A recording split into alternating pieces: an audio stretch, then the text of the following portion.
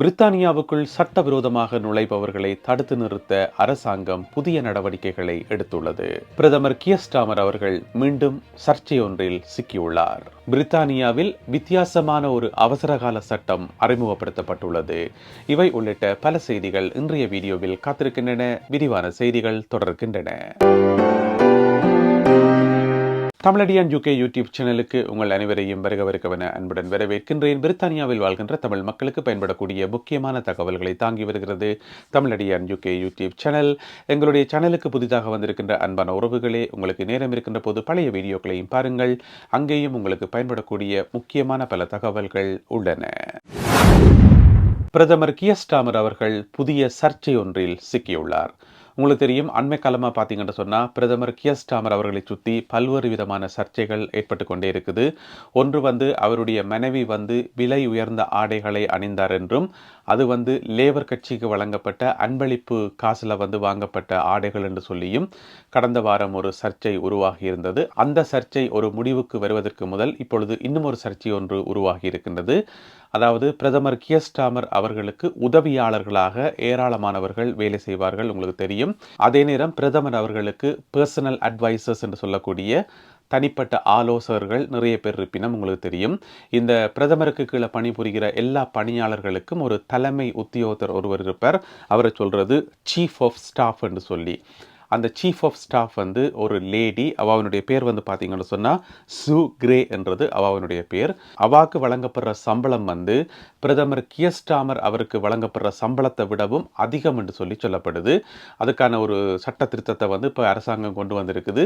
இனி அவாக்கு வழங்கப்பட இருக்கிற சம்பளம் பிரதமர் கியர் ஸ்டார்மர் அவர்களை விடவும் அதிக சம்பளம் என்று சொல்லி சு கிரே அவர்களுக்கு 1,70,70,000 பவுண்ட் சம்பளமாம்.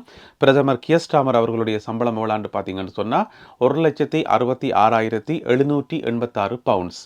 இவ்வளவுதான் பிரதமர் கியர் ஸ்டார்மர் அவர்களுக்குரிய சம்பளம். எனவே பிரதமரை விடவும் கிட்டத்தட்ட 3,000 பவுண்ட்ஸுக்கு அதிகமாக பிரதமருடைய ஆலோசகர் ஒருவருக்கு சம்பளம் வழங்கப்படுறது இப்பொழுது சர்ச்சையை உருவாக்கி இருக்குது. அது மட்டும் இல்லாமல் முன்னைய அரசாங்கங்களில் இதே பதவி வகிச்சாக்களுக்கு இவ்வளவு சம்பளம் வழங்கப்படலையாம். எனவே பிரதமர் கியர் ஸ்டார்மர் அவர்களுடைய தலைமை ஆலோசகருக்கு வழங்கப்படுற பெருந்தொகையான சம்பளம் இப்பொழுது சர்ச்சையை உருவாக்கியுள்ளது. 2 வருடங்களுக்கு மேலாக தொடருந்து சாரதிகளால் முன்னெடுக்கப்பட்டு வந்த பல்வேறு விதமான வேலை நிறுத்த போராட்டங்கள் ஒரு முடிவுக்கு வந்திருக்கு. அவர்களுடைய சம்பளத்தை அதிகரிப்பதற்கு புதிய அரசாங்கம் முடிவெடுத்துள்ளது.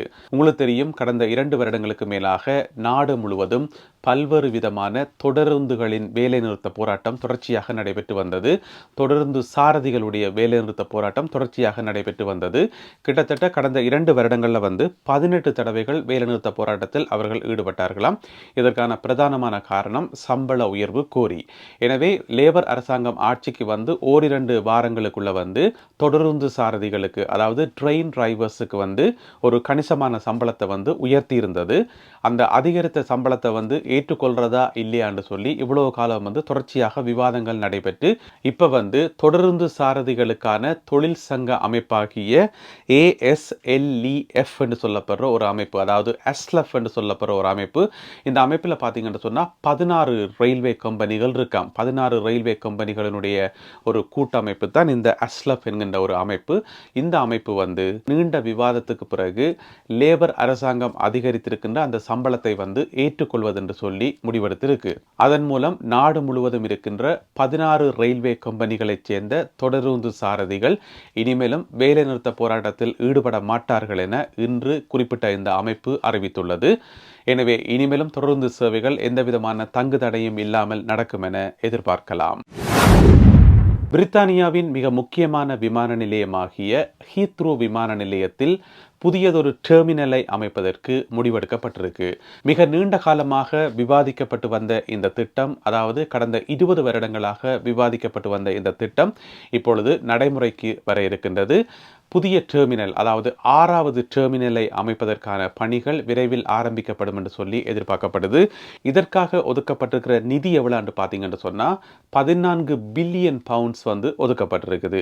இப்போ உங்களுக்கு ஒரு கேள்வி வரும், ஒரு விமான நிலையத்தில் வந்து ஒரு டெர்மினல் ஒன்றை கட்டுறதுக்கு எதுக்கு இவ்வளவு காசு ஒதுக்கணும், எதுக்கு 14 பில்லியன் பவுண்ட்ஸ் ஒதுக்கணும்னு சொல்லி கேட்டீங்கன்னு சொன்னா, இது வந்து தனியாக டெர்மினல் மட்டும் கட்டுற ப்ராஜெக்ட் கிடையாது, இது ஒரு மிகப்பெரிய ப்ராஜெக்ட் என்று சொல்லி சொல்லப்படுது. அதாவது டெர்மினலோட சேர்த்து புதிதாக இன்னும் ஒரு ரன்வேயும், அதாவது ஓடு பாதை ஒன்றும் அமைப்பதற்கு இந்த திட்டத்தில் வந்து முடிவெடுக்கப்பட்டிருக்காம். ஏற்கனவே ஹீத்ரூ விமான நிலையத்தில் வந்து 2 ஓடு பாதைகள் இருக்குது. இப்பொழுது 3வது ஓடு பாதையும் சேர்த்தே அமைப்பதற்கு இந்த திட்டத்தில் வந்து முடிவெடுக்கப்பட்டிருக்குது.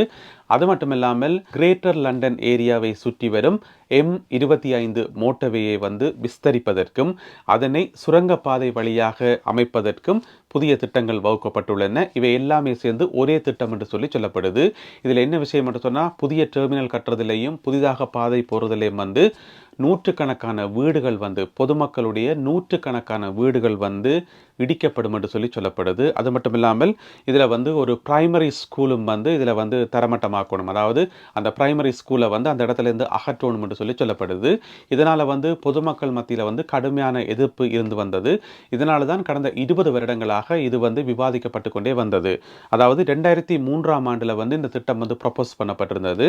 2018ஆம் ஆண்டில் வந்து அரசாங்கத்தால் ஏற்றுக்கொள்ளப்பட்ட போதிலும் கூட கடுமையான எதிர்ப்பின் காரணமாக இவ்வளவு காலமும் வந்து இந்த பெரிய திட்டம் வந்து தள்ளி போனது. இப்பொழுது இந்த ஆண்டினுடைய இறுதி பகுதியிலிருந்து இந்த திட்டத்தை ஆரம்பிப்பதற்கு முடிவுகள் எடுக்கப்பட்டிருக்குது. ஏற்கனவே ஹீத்ரூ விமான நிலையத்தில் வந்து 5 டெர்மினல்கள் உள்ளன. இப்பொழுது 6வது டெர்மினலை அமைப்பதற்கு முடிவு செய்யப்பட்டிருக்குது. அதே நேரம் 3வது ஓடு பாதையை அமைப்பதற்கு முடிவு செய்யப்பட்டிருக்குது. இந்த புதிய டெர்மினலை அமைப்பதன் மூலமாக ஒரு வருஷத்துக்கு வந்து 2,60,000 ஃப்ளைட்ஸுகள் வந்து போகிறதுக்கான ஒரு வாய்ப்பு உருவாகும் என்று சொல்லி சொல்லப்படுது. அது மட்டும் இல்லாமல் மேலதிகமான வருமானங்களை ஹீத்ரூ விமான நிலையம் ஈட்டிக் கொள்வதற்கும் இது ஒரு வாய்ப்பாக இருக்கும் என்று சொல்லி சொல்லப்படுது. ஹீத்ரூ விமான நிலையம் உலகில் 4வது மிகவும் பிஸியான விமான நிலையம் என்பது குறிப்பிடத்தக்கது. பிரித்தானியாவில் ஒரு வித்தியாசமான அவசரகால சட்டம் ஒன்று நடைமுறைப்படுத்தப்பட்டுள்ளது. பொதுவாக உங்களுக்கு அவசரகால சட்டம் என்றா என்னென்று தெரியும். அதில் வந்து பொதுமக்களை வந்து அவர்களுடைய நடமாட்டத்தை வந்து கட்டுப்படுத்துறதுக்காக அவசரகால சட்டம் வந்து பயன்படுத்தப்படும். ஆனால் இந்த சட்டம் வந்து பொதுமக்களுக்கானது அல்ல.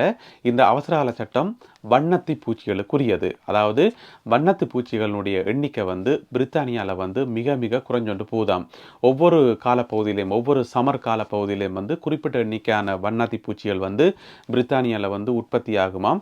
ஆனால் இந்த 2024ஆம் ஆண்டில் பார்த்தீங்கன்னு சொன்னால் இந்த முறை சமரை வந்து ஒரு மோசமான சமராக இருந்ததன் காரணமாக, அதாவது கோடை காலம் வந்து பெரும்பாலும் குளிரான காலப்பகுதியாகவும் மழை நிறைந்த காலப்பகுதியாகவும் கழிந்ததன் காரணமாக வண்ணத்தி பூச்சிகளினுடைய உருவாக்கம் வந்து பெரும்பாலும் தடைப்பட்டு பெரும் எண்ணிக்கையிலான வண்ணத்தி பூச்சிகள் வந்து யூகேல வந்து இல்லாமல் போயிருக்குதாம். யூகே அரசாங்கம் இதனை ஒரு அவசர கால நிலைமையாக பிரகடனப்படுத்தணும் என்று சொல்லி விலங்கியல் ஆர்வலர்கள் வந்து கேட்டிருக்கின்றார்கள். அதாவது பட்டர்ஃப்ளை எமர்ஜென்சி என்ற பெயரில் வந்து இதை வந்து அமுல்படுத்தணும் என்று சொல்லியும் அது சம்பந்தமான விழிப்புணர்வை ஏற்படுத்தணும் என்று சொல்லியும் இவர்கள் கோரிக்கை வைத்திருக்கின்றார்கள். அரசாங்கமும் அதனை ஏற்றுக்கொண்டிருக்கின்றது. இதற்கான முக்கியமான காரணம் என்னென்று பார்த்தீங்கன்னு சொன்னால், உங்களுக்கு தெரியும், உணவு சங்கிலி. அந்த உணவு சங்கிலியில் வந்து வண்ணத்தி பூச்சிகளுக்கு வந்து மிக முக்கியமான இடம் இருக்குது. அது மட்டுமல்லாமல் இயற்கையினுடைய சமநிலையை பேணுறதிலேயும் வந்து வண்ணத்தி பூச்சிகளுக்கு வந்து மிக முக்கியமான இடம் இருக்குது. எனவே யூகேல வந்து இப்போ பட்டர்ஃப்ளை எமர்ஜென்சி வந்து அமுல்படுத்தப்பட்டுள்ளது. பிரித்தானியாவில் இருக்கின்ற சூப்பர் மார்க்கெட் ஒன்று 24 மணி நேர டெலிவரி சேவையினை வழங்குவதற்கு முன் வந்திருக்கு. உங்களுக்கு தெரியும், யூகேல இருக்கிற முக்கியமான சூப்பர் மார்க்கெட்டுகளில் ஒன்று கோப் நிறுவனம் வந்து 24 மணி நேர டெலிவரி சேவையினை வழங்குவதற்கு முடிவெடுத்திருக்குது. அதாவது செப்டம்பர் மாத கடைசியிலிருந்து இந்த சேவைகள் வந்து லண்டன்லையும் மான்செஸ்டர்லையும் லீட்ஸ்லையும் வந்து ஆரம்பிக்கப்படும் என்று சொல்லப்படுது.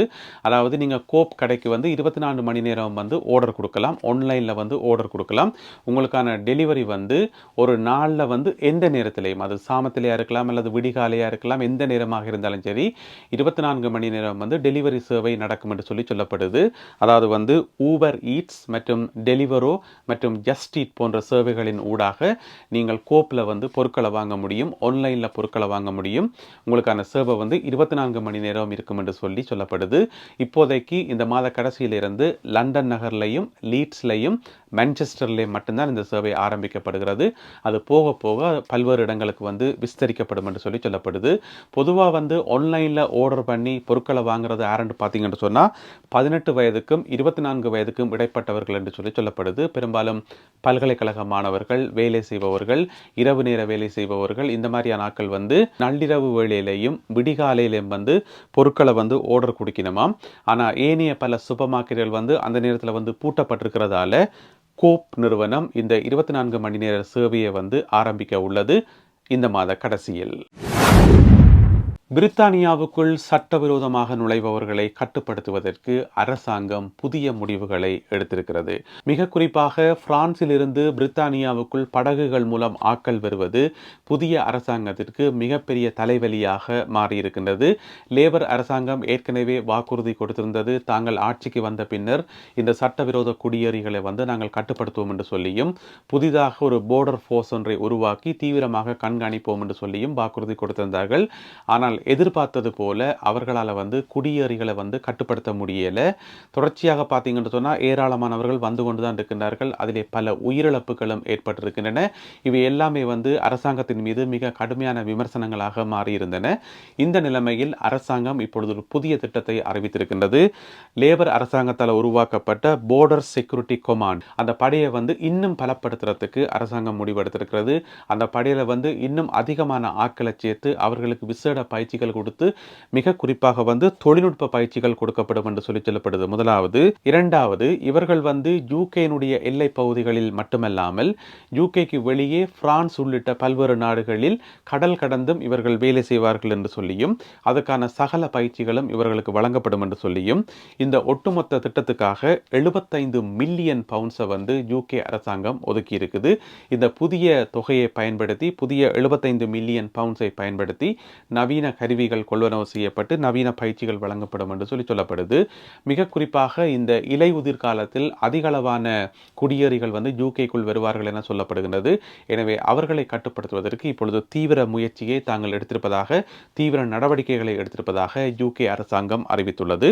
இந்த புதிய நடைமுறை உடனடியாக அமுலுக்கு வரும் என அறிவிக்கப்பட்டுள்ளது. சட்டவிரோத குடியேறிகளை கட்டுப்படுத்துவதற்கு யூகே அரசாங்கம் பல்வேறு விதமான முயற்சிகளை மேற்கொள்கின்ற போதிலும் கூட தொடர்ச்சியாக அகதிகளினுடைய வருகை இடம்பெற்றுக் கொண்டே இருக்கின்றது. அந்த வகையில் இந்த மாதம் செப்டம்பர் மாதம் 15ஆம் தேதி 6 படகுகளில் 292 பேர் வந்திருக்கின்றார்கள். 16ஆம் தேதி செப்டம்பர் மாதம் 16ஆம் தேதி 2 படகுகளில் 65 பேர் வந்திருக்கின்றார்கள். நேற்று 17ஆம் தேதி ஒரு படகில் 30 பேர் வந்திருக்கின்றார்கள் பிரான்சிலிருந்து பிரித்தானியாவுக்குள். நல்லது அன்பான உறவுகளே, இன்றைக்கு அவ்வளவுதான் செய்திகள். இந்த செய்திகள் உங்களுக்கு பிரயோசனமாக இருந்திருக்கும் என நம்புகின்றேன். அப்படி பிரயோசனமாக இருந்தால் இந்த வீடியோக்கு ஒரு லைக் போடுங்க. இந்த வீடியோவை உங்களுடைய உறவினர் நண்பர்களுக்கு ஷேர் பண்ணுங்க. மீண்டும் மற்றொரு வீடியோவில் உங்களை சந்திக்கின்றேன். அதுவரை நன்றி, வணக்கம்.